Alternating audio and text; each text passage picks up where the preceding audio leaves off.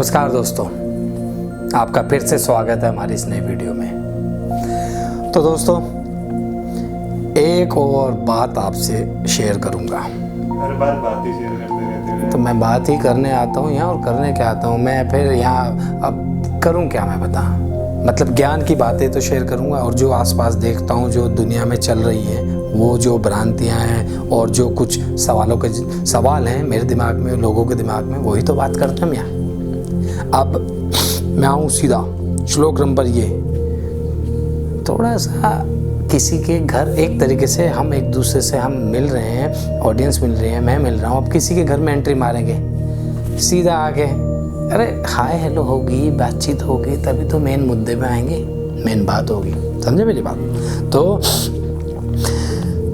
एक ऐसा नहीं कि इंसानों ने ही श्राप दिया है या इंसानों को ही श्राप मिला है, भगवानों को भी श्राप मिला है। अब होती तो ऊपर वाले की लीला है, वो अपने आप ही दिमाग में ऐसी चीज़ घुमा देते हैं, खुद ही श्राप ले लेते हैं। अब उसके पीछे भी कोई ना कोई लॉजिक होता है, रीज़न होता है। तो अभी यहाँ आपने सुना होगा कि गांधारी ने भी श्राप दिया तो श्री कृष्ण को।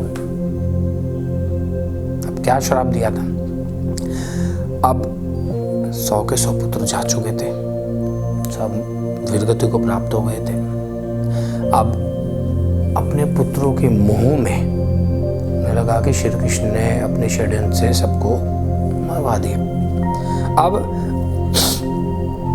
यहाँ तो श्री कृष्ण ने धर्म अधर्म में धर्म का साथ दिया था, परंतु गांधारी तो माता है, माता थी, तो उन्हें तो अपने 100 पुत्रों की मृत्यु का इतना शोक हुआ, तो गुस्से पे कंट्रोल नहीं हुआ। अब उन्होंने कहा कि भाई श्री कृष्ण को गुस्से में कि भाई अगर मैं भगवान विष्णु को इतना भगवान विष्णु को बड़ा मानती थी, बड़ी पूजा करती थी वो, कि भगवान विष्णु को अगर मैं इतना मानती हूँ तो मैं तुम्हें श्राप दे रही हूँ कि जैसा मेरे वंश का नाश हुआ, ऐसा श्री कृष्ण तुम्हारे भी वंश का नाश हो जाएगा।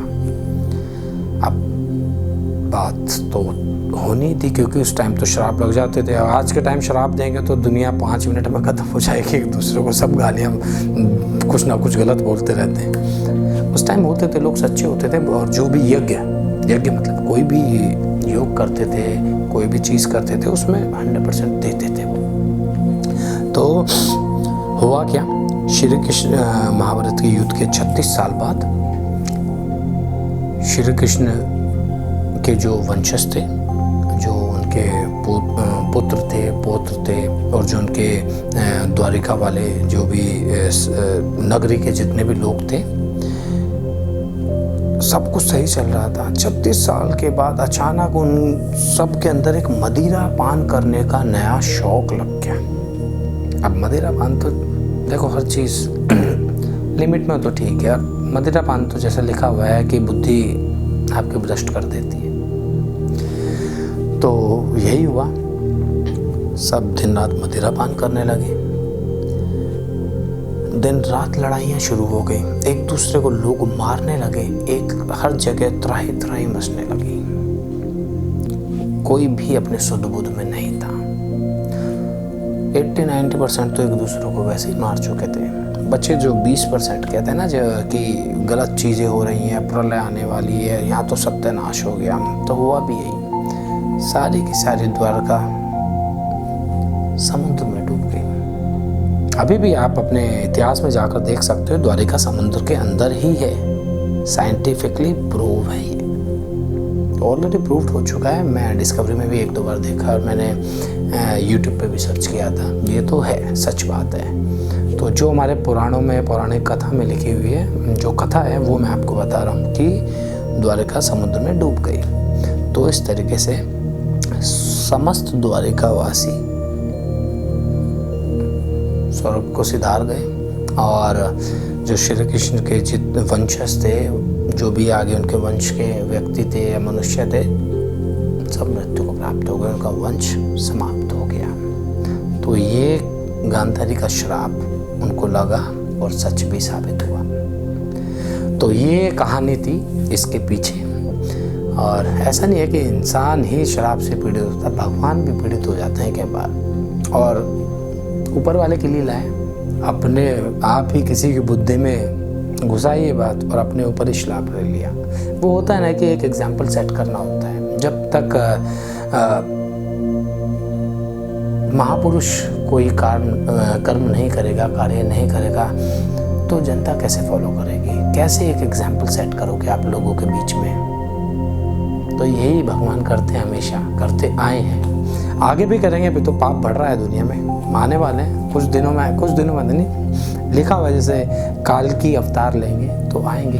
हाँ, एक वीडियो काल की अवतार के ऊपर भी मैं बनाऊंगा। मैं खुद भी जानने का इच्छुक हूँ। मैंने अभी तक डिटेल में नहीं पढ़ा, सुना है, पर मैं थोड़ा सा डिटेल में जाऊंगा, उसके ऊपर भी वीडियो बनाऊंगा। भैया एक बात बताओ, आपने पान वगैरह मदिरा के सेवन के बारे में तो बताया है कैसे कैसे हाँ। एक गालियों का कहाँ से जन्म हुआ था? यार गालियों का मतलब क्या होता है मैं बताता हूँ। गाली पहले भी होती थी, उसको बोलते थे अपशब्द। समझा मेरी बात? अपशब्द। अभी तो मैं कैमरे पे नहीं बोल सकता गालियाँ, जो गालियाँ देते हैं वो स्लैंग है, क्योंकि आज उस समय शुद्ध हिंदी संस्कृत हुआ करती थी। संस्कृत में अपशब्द बोले जाते थे, फिर संस्कृत के बाद थोड़ा हिंदी, शुद्ध हिंदी में आए, शुद्ध हिंदी में गालियाँ आ गई। अब उसके बाद हिंदी भी हमारी बिगड़ती चली गई, उसमें 10, 20, 30, 50 लैंग्वेज मिक्स होती गई और अब हम स्लैंग पे आ गए हैं। समझा मेरी बात? तो अब जो गालियाँ चलती है स्लैंग पे चलती है और एक मर्यादा से बाहर होती है। उस समय लोग मर्यादा में रहते हुए ही अपशब्द कहते थे, क्योंकि आज तो कुछ भी गलत बोल दो तो वो बात सच नहीं होती। उस समय अगर अपशब्द में कुछ मर्यादा क्रॉस होके बात होगी, पता नहीं क्या क्या, जैसे श्राप सबके फल फूट जाते थे। तो गालियाँ तो पहले भी थी, उनको अपशब्द बोलते थे। वो एक लिमिटेशन में होती थी, एक उनकी भी मर्यादा होती थी। अभी तो मर्यादा ऊपर वाला देख रहा है हम लोग क्या कर रहे हैं। अभी तो बहुत चीज़ें सीखनी बाकी हैं, कलयुग चल रहा है। तो काल के भगवान के ऊपर बनाऊंगा मैं, जो अवतार लेने वाले हैं उसके ऊपर वीडियो बनाऊंगा, और कलयुग के ऊपर भी। तूने याद दिलाई मेरे को कलयुग की बात। तो टॉपिक्स तो बहुत बचे हुए हैं मेरे को भी जानने, जैसे तू एक जानने की जिज्ञासा है ना तेरे अंदर, तो मेरे अंदर भी है। तो पढ़ूंगा, लोगों से बातचीत करूंगा, बताता रहूँगा। चलो बढ़ते हैं श्लोकों के उच्चारण की ओर। ठीक है भाई, जैसा तू बोल रहा है कि बातचीत करते हो, अब करूँ श्लोकों के उच्चारण? चलो। तो बढ़ते हैं श्लोक नंबर 29 की ओर। 29 और 30 का जो भावार्थ है वो एक साथ दिया हुआ है, तो दोनों का उच्चारण मैं एक साथ ही करूँगा और दोनों का भावार्थ भी एक साथ ही आपको समझाऊंगा।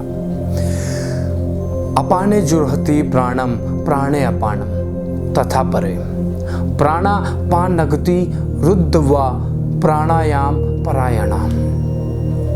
30 अपरे नियताहारा प्राणान प्राणेषु जुह्वति, सर्वे अप्यते यज्ञविदो यज्ञ अक्षपित कलमशा। इसका भावार्थ ये है, वही श्री कृष्ण ही कह रहे हैं, हम तो कह नहीं रहे। श्री कृष्ण जी कहते हैं कि दूसरे कितने योगी जन अपान वायु में प्राण वायु का हवन करते हैं, वैसे ही अन्य योगी जन प्राण वायु में पान वायु का हवन करते हैं, तथा अन्य कितने ही नियमित आहार करने वाले प्राणायाम परायण पुरुष हवन करते हैं। अपान की गति को रोककर प्राणों को प्राणों में ही हवन करते हैं। ये सभी साधकों द्वारा किए जाने वाले यज्ञ हैं जो कि पापों का नाश कर देते हैं। तो ऐसे यज्ञों को जानने वाले ये सभी साधक हैं। अब इसका जो भावार्थ है वो मैंने आपको बताया जैसा लिखा हुआ है, इसका तात्पर्य बता देता हूँ। कृष्ण जी कह रहे हैं कि जो योगी जन है बहुत सारे, वो अपान वायु और प्राण वायु का हवन, जो इसमें लिखा हुआ है कि श्वास रोकने और छोड़ने का जो कंट्रोल होता है ना, कई बार क्या होता है योग में आपने सांस रोक ली और काफ़ी देर तक उस सांस को रोके रखी। प्राण वायु क्यों कहते हैं? क्योंकि इसी से प्राण कंट्रोल होते हैं। ज़्यादा देर रोकोगे तो भगवान के पास सीधा पहुंचोगे ना। तो ये अपान वायु और प्राण वायु, ब्रीद इन ब्रीद आउट, तो जो इस चीज़ पे कंट्रोल रखता है, कुछ योगीजन इस चीज़ों पे अपना कंट्रोल रखते हैं और कुछ योगीजन नियमित आहार करने वाले हैं। नियमित आहार मतलब कम भोजन करते हैं, एक लिमिट से ज़्यादा नहीं खाते। कि कुछ लोगों को भूख लगती है, वो 2 रोटी की भूख है 2 ही खाएंगे, भले ही उसमें से आधी कम खाएं। कुछ लोग होते हैं कि 2 की जगह टेस्ट में 4 खा रहे हैं। वहाँ वो हवन नहीं कर रहे, वहाँ वो उस योग को अंजाम नहीं दे रहे, योग नहीं कर रहे हैं। वहाँ वो उसकी अपनी इंद्रियों के वश में हो रहे हैं। तो कुछ लोग यहाँ नियमित भोजन करते हैं, इस तरह के साधक भी हैं। और जो अपनी आपान की गति को रोककर प्राणों को ही प्राण में हवन किया करते हैं। आपान की गति मतलब अपनी सांस को रोक रहे हैं, सांस को छोड़ रहे हैं। तो अपने ऊपर जिनका कंप्लीट कंट्रोल है, ऐसे साधक जो होते हैं ना, उनके द्वारा इस तरह के यज्ञ किए जाते हैं, वो अपने समस्त पापों को नष्ट कर देते हैं। इस तरह के यज्ञ को परफॉर्म करके वो हर तरह के अपने पाप को नष्ट कर देते हैं।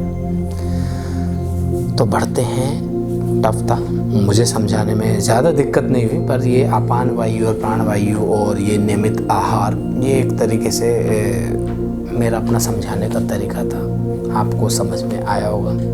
तो बढ़ते हैं श्लोक नंबर 31 की ओर। यज्ञ शिष्टा अमृत भुजो यान्ति ब्रह्म सनातनम नायम लोक अस्तस्य यज्ञस्य कुतो अन्य कुरु सत्तम।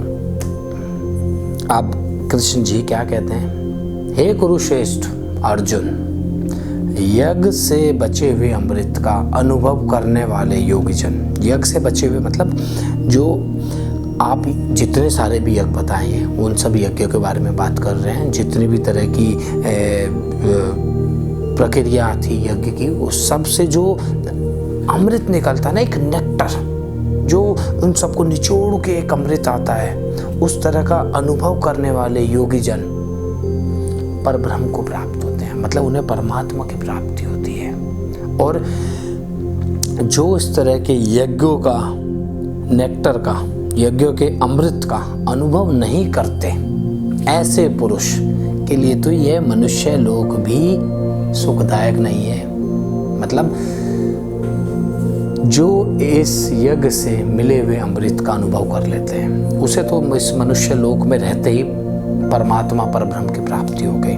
और जो नहीं करते इसका अनुभव, जिन्हें नहीं मिलता, इस तरह के यज्ञ नहीं करते, इंद्रियों के में आसक्त रहते हैं, ऐसे मनुष्य के लिए तो मनुष्य लोक ही सुखदायक नहीं है, तो परलोक कैसे सुखदायक हो सकता है? तो यहाँ पे ये समझाया कि जो योगी जन है उन्हें ही ब्रह्म परमात्मा की प्राप्ति होती है। जो अपनी इच्छाओं में, इंद्रियों में आसक्त रहते, के विषयों में आसक्त रहते हैं, उनके लिए तो ये मनुष्य लोक ही सुखदायक नहीं है। परलोक तक कैसे पहुँचेंगे वो लोग? परलोक मतलब परमात्मा तक कैसे पहुँचेंगे? तो बढ़ते हैं श्लोक नंबर 32 की ओर। एवं बहुविद्या यज्ञ वितता ब्राह्मणों मुखे कर्म जानवी धी तान सर्वान एवं ज्ञात्वा विमोक अक्षय से। इसका भावार्थ ये है कि कृष्ण जी कह रहे हैं कि इस प्रकार और भी बहुत तरह के यज्ञ वेदों की वाणी में भी विस्तार से कहे गए हैं।